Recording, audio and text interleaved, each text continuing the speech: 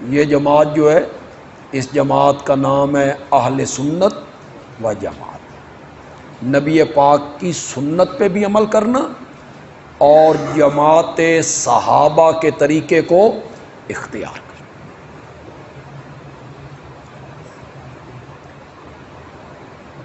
سمجھ آ گئی آپ کو؟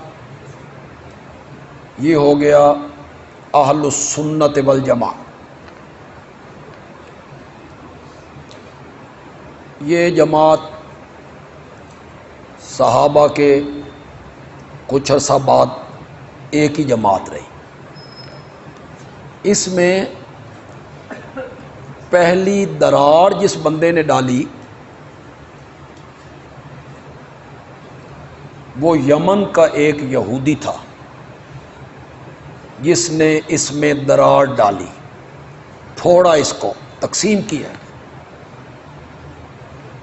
اس کا نام ہے عبداللہ ابن سبا۔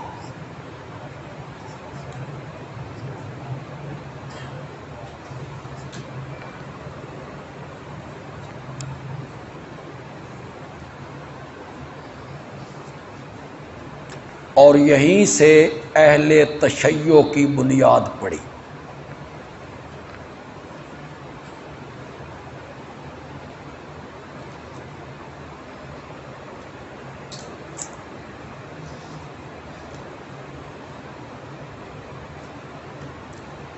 آج اہل سنت کے مختلف فرقوں کے جو عقائد ہیں، جو اپنے آپ کو اہل سنت کہلاتے ہیں کہ ہم اہل سنت ہیں، وہ عقائد انہی سے ماخوذ ہیں جی، اہل تشیع سے لیے گئے ہیں۔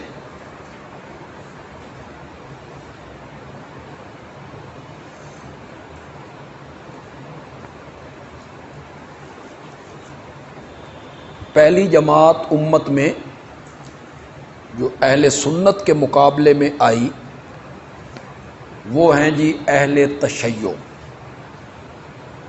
جس کی بنیاد ڈالی عبداللہ ابن سبا نے، جو یمن کا یہودی تھا، اور وہ لبادہ اوڑھ کے اسلام کا مسلمانوں کی جماعت میں شامل ہو گیا۔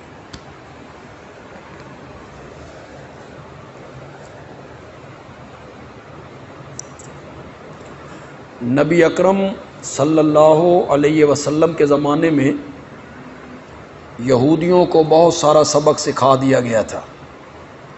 آپ سورۃ احزاب میں پڑھیں گے، کچھ حصہ ہم سورۃ توبہ میں بھی پڑھیں گے۔ ان کی ایک برادری بنو نذیر، یہودیوں کا ایک خاندان نہیں بلکہ پورا جتھا، انہیں جلا وطن کیا گیا مدینے سے۔ اجازت یہ دی گئی ایک اونٹ کا بوجھ اپنے ساتھ لے جا سکتے ہو، بس نکل جاؤ یہاں سے۔ دوسرا قبیلہ ان کا تھا بنو قریظہ۔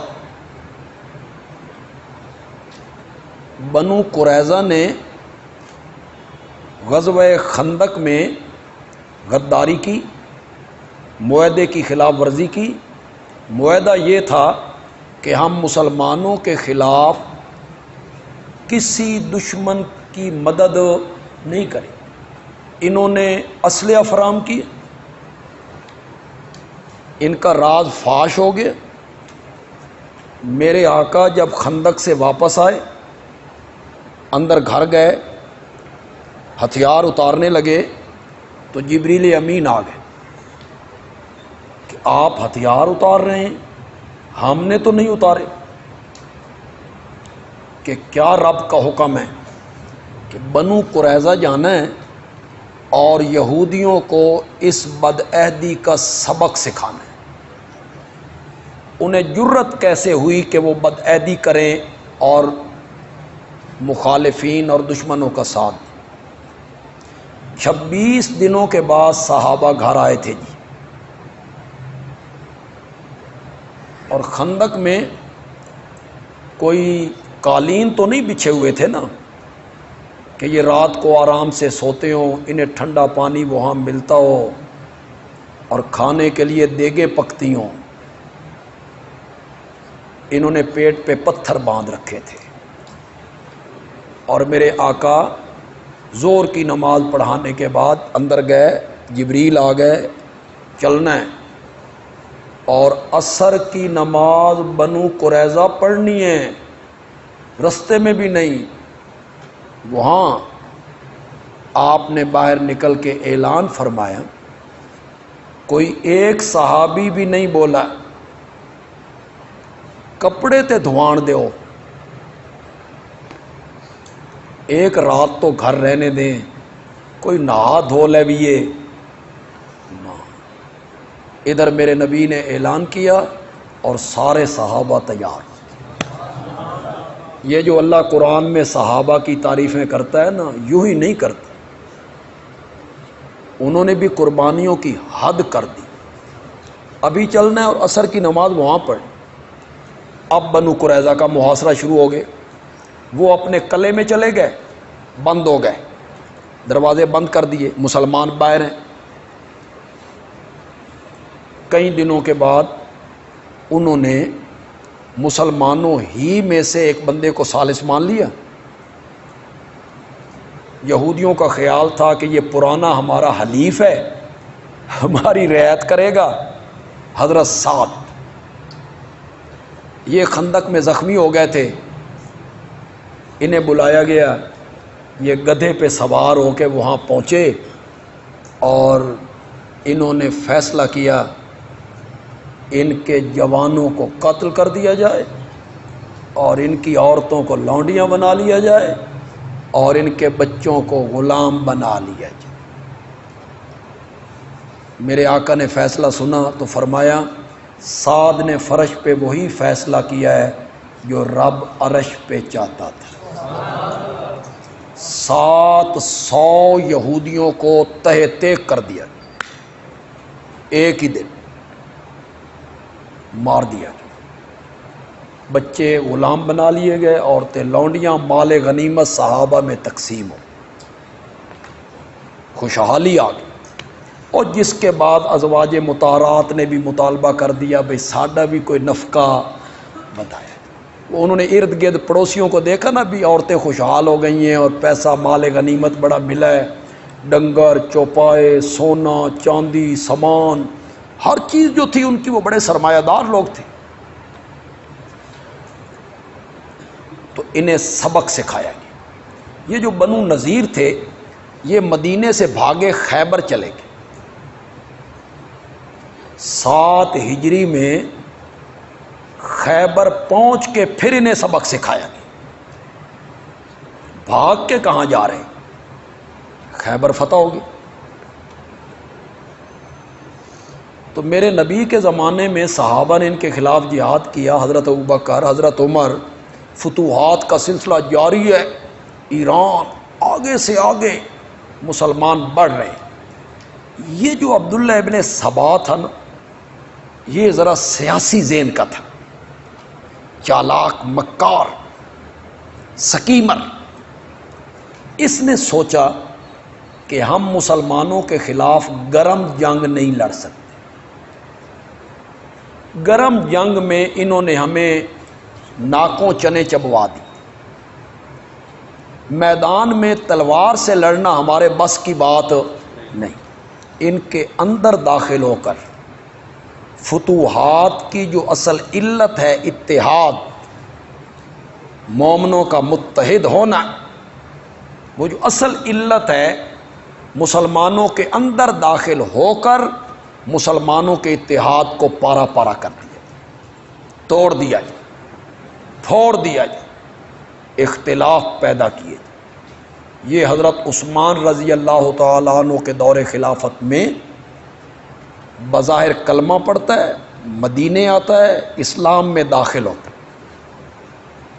پھر اس نے سوچا کوئی عہدہ ملنا چاہیے، اگر مجھے کوئی عہدہ سرکاری مل جائے نا تو میں اپنے مشن میں کیا ہو جاؤں گا، کام۔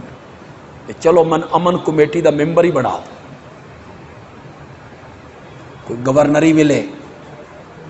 حضرت عثمان رضی اللہ تعالی عنہ نے اسے کوئی عہدہ نہیں دیا، یہ سیکھ پاؤ گے۔ چنانچہ یہ بصرہ گیا، کوفے گیا، کوفے میں اسے کامیابی ملی، مصر گیا، وہاں سارے تو صحابہ نہیں تھے نا، نبی اکرم صلی اللہ علیہ وسلم کے بعد جو لوگ مسلمان ہوئے، صحابہ کے ہاتھوں پہ مسلمان ہوئے، فتوحات ہوئیں اور وہ لوگ مسلمان ہو گئے، انہیں صحیح معلومات بھی نہیں تھیں، انہیں اس نے ان کے ذہنوں میں اس نے ڈالا ولایت علی۔ اب کسی نقطے پہ تو اس نے پھوڑنا تھا کہ خلافت حق تھا حضرت علی کا، وہ وصی و رسول اللہ ہے۔ ابو بکر و عمر نے زیادتی کی، خود قابض ہو گئے اور علی کو پیچھے کر دی، ساتھ ہی دانہ ڈالتا، حالے بھی کچھ بگڑیا نہیں، اب بھی ہم تھوڑی سی کوشش کریں نا تو حضرت علی کو خلافت لے کر دے سکتے۔ اس نے یہ کام کرنا شروع کیا اور اس نے جگہ جگہ اپنے کچھ نہ کچھ جتھے، کچھ نہ کچھ بندے اس نے اپنے بنا لی۔ ایک حوالہ آپ لکھیں،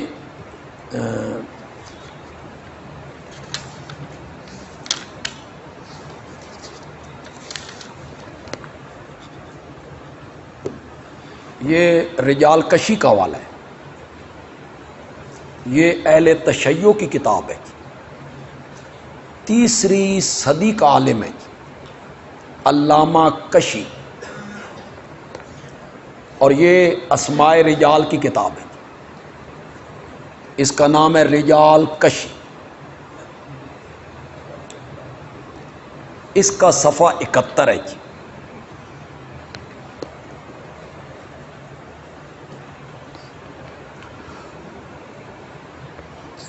عربی عبارت آپ لکھنا چاہیں پڑھ دیتا ہوں میں، ساتھ ساتھ لکھتے جائیں ذرا جلدی۔ علامہ کشی یہ اہل تشیع کا عالم اور متقدمین میں سے، یعنی 3 صدی کا، بہت پرانا آدمی،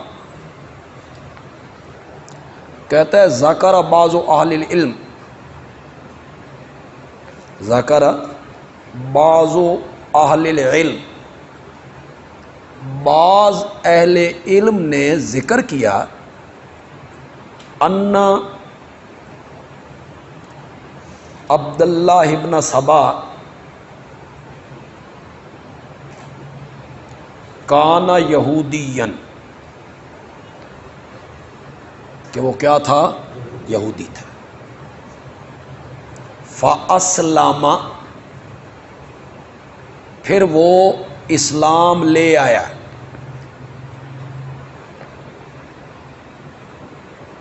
وَوَالَا عَلِيًّا، والا ولایت سے ہے جی،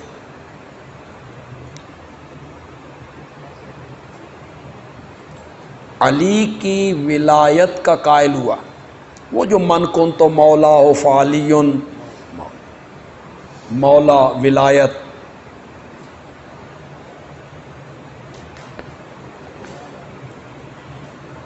علامہ کشی کہتا ہے وَكَانَ يَقُولُ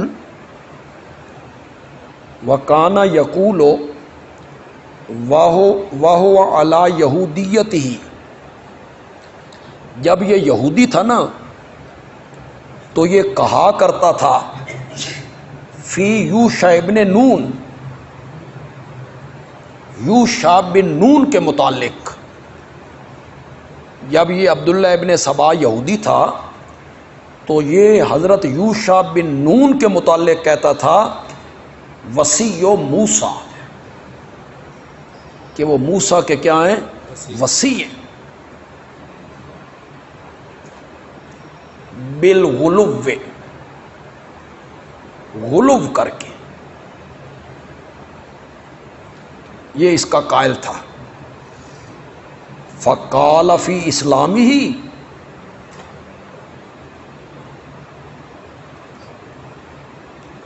فقال فی اسلامی ہی بعد وفات رسول اللہ صلی اللہ علیہ وسلم، نبی اکرم صلی اللہ علیہ وسلم کی وفات کے بعد جب یہ اسلام لایا تو اس نے کہنا شروع کیا فی علی مثل ذالک، علی کے بارے میں اسی طرح کی بات، وصی رسول اللہ۔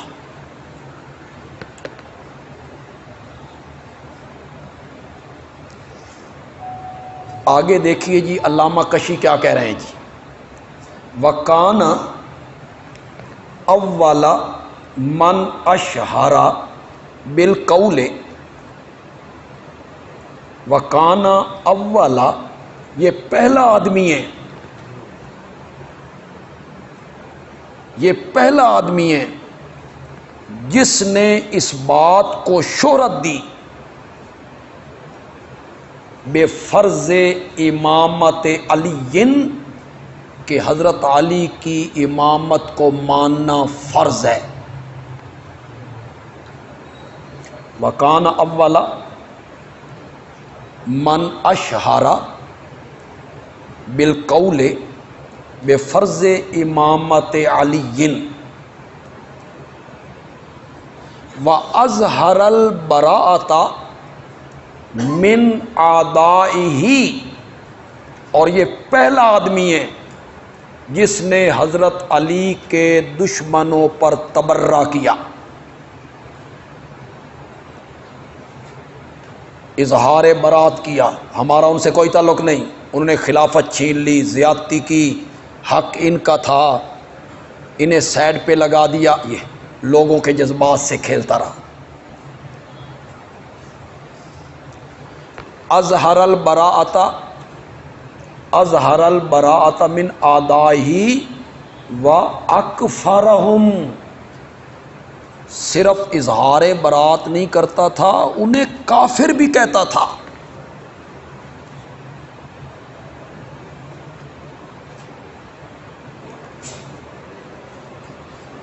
اگلے جو لفظ ہیں اس کا میں ترجمہ کروں یا ترجمہ نہ کروں اور آپ سمجھ جائیں۔ علامہ کشی کہتا ہے فمن ہا ہونا، اسی وجہ سے، اسی وجہ سے قالا من خالف الشیعۃ، اسی وجہ سے جو شیعہ کے مخالف ہیں وہ کہتے ہیں اصل التشیع ماخوذ من الیہودیت، اصل التشیع ماخوذ من اسی وجہ سے جو مخالف لوگ ہیں وہ کہتے ہیں کہ یہ جو نظریات ہیں یہ سارے ماخوذ ہیں، کس سے؟ یہ رجال کشی کا حوالہ ہے جی، اور اس کا صفحہ نمبر 71 ہے جی، میں نے آپ کو لکھوا دیا۔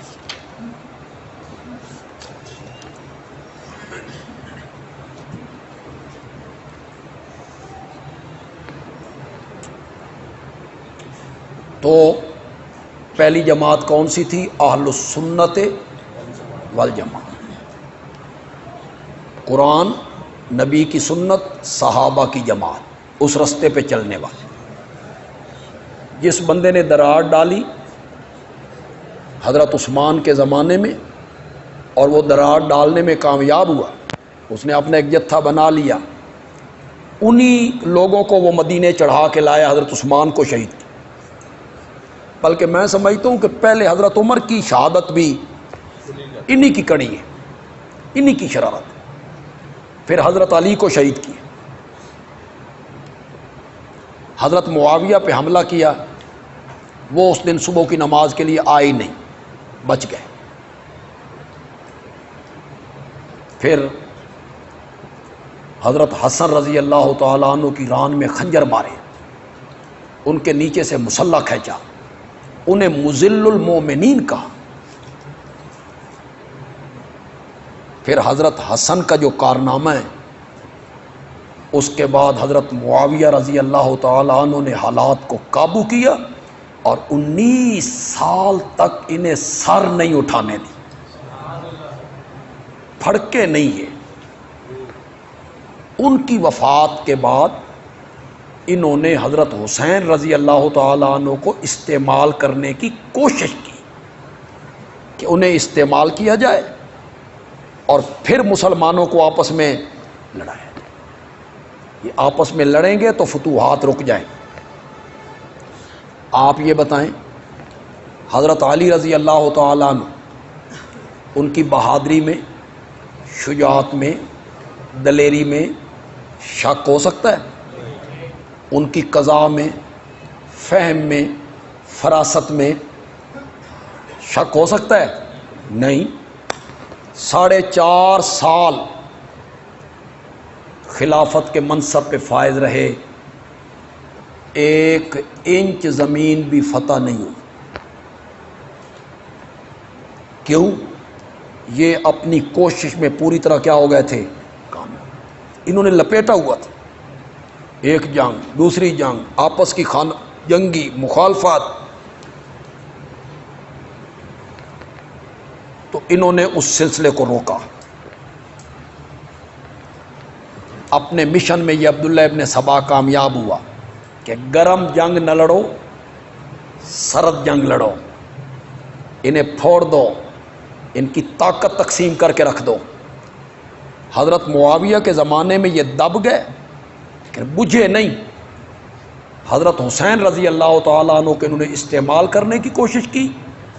حضرت حسین رضی اللہ تعالیٰ عنہ چونکہ صحابی ہیں اور نیک نیت ہیں، کوئی صحابی دل میں دنیا کی محبت نہیں رکھتا، دل میں دنیا کی محبت کی وجہ سے وہ قدم اٹھائے نہیں، اقتدار کی محبت کی وجہ سے وہ قدم اٹھائے قطعاً نہیں۔ صحابی ہیں، نیک نیتی سے چلے، صحابہ روکتے رہے، انہیں کسی کی بات نہیں مانی، صحابہ روکتے رہے۔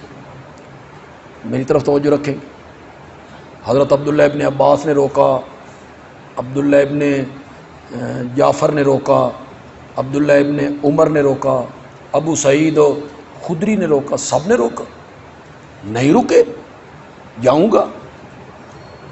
ایک موقع پر بڑا سفر کر کے جب وہ ایک جگہ پہ پہنچے اور ابن سعد کے دستے نے راستہ روکا، اور ابن سعد،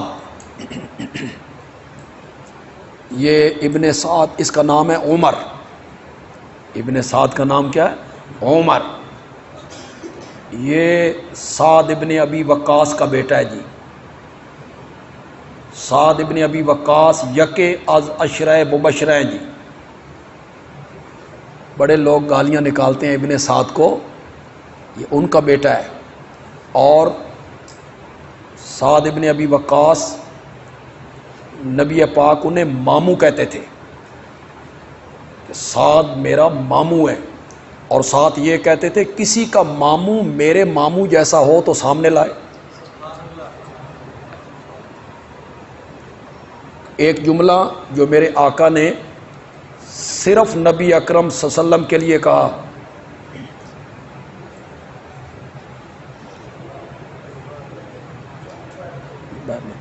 وہ کدے گیا نصر اللہ پاگل، آپ ادھر جن کو کہیں بیر نماز پڑھو وہاں برامدے میں، چلو سارے بیٹھے رہندے ہو یار، سارے بابر تو بیٹھا، سارے بیٹھے رہندے ہو، ویکھے بھی کرو کچھ، جڑا بندہ جتھے بھائیدر آوے۔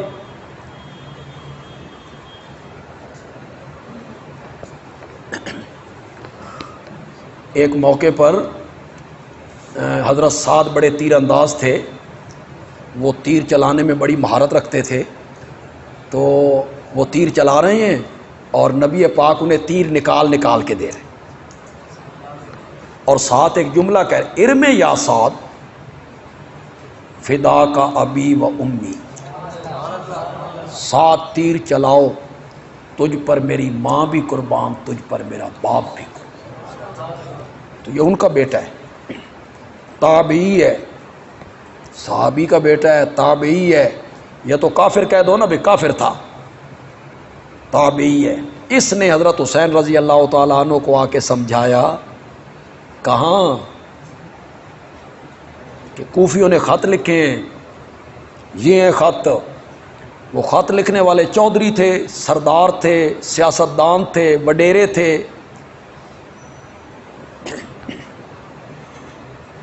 حضرت ابن سعد نے کہا جن چودھریوں نے خط لکھے ہیں نا اور جن کی مہریں لگی ہوئی ہیں نا، ذرا میرے لشکر میں دیکھو، وہ سارے چودھری میرے ساتھ کھڑے ہیں۔ حضرت حسین نے جب ادھر دیکھا، کوفہ تو حضرت علی کا شہر تھا نا، حضرت حسین سب کو جانتے تھے، یہ کون ہے، یہ کس کی اولاد ہے۔ تو حضرت حسین نے کہا تم نے تو مجھے خط لکھے تھے اور تم ابن سعد کے دستے میں؟ انہاں کیا سن پائتن پاک دی سوں، ہم نے کوئی خط شت نہیں لکھے، قسمیں اٹھا کے۔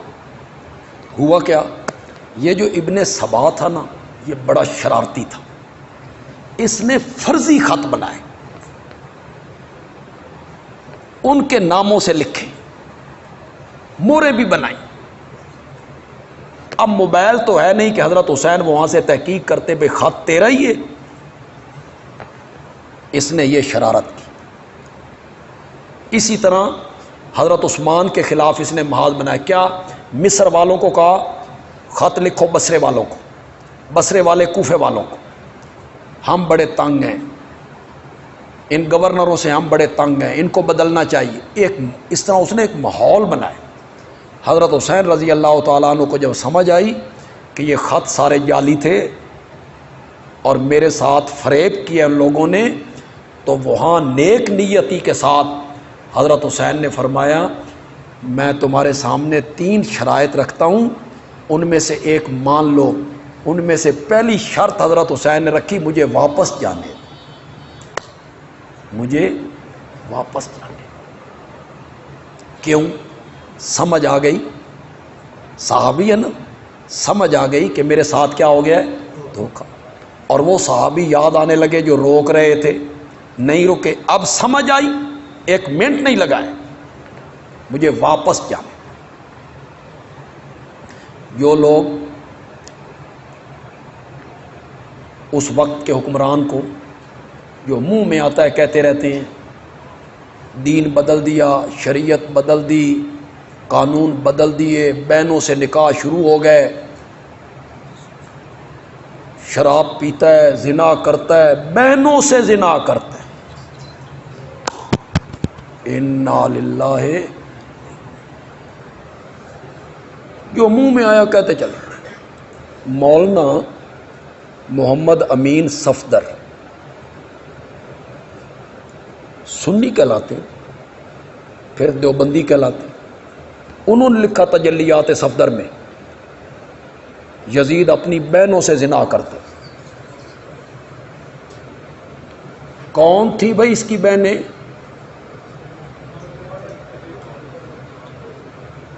کس کی بیٹیاں تھی بھائی وہ؟ یزید دشمنی میں تمہیں اتنا بھی حیا نہیں آیا؟ کن عورتوں کے متعلق یہ بات کہہ رہے؟ نہیں نہ دامن بچ سکتا معاویہ کا یزید کو متون کر کے۔